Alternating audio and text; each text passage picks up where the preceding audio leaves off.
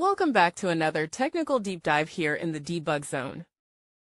Today we're tackling a big question and breaking it down with insights from other users. Hopefully this clears up some misconceptions and helps you get the answer you need. So buckle up, stay a little curious, and let's jump right in.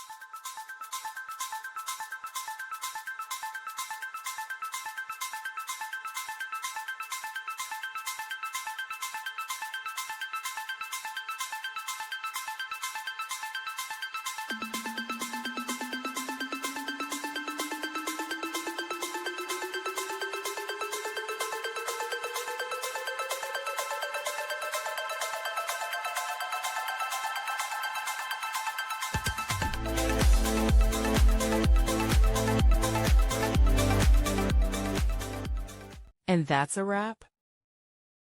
I hope you found the answer you were looking for. If you did, take a second to hit that subscribe button. It really helps out. And let me know in the comments which solution worked best for you. See you next time in the debug zone.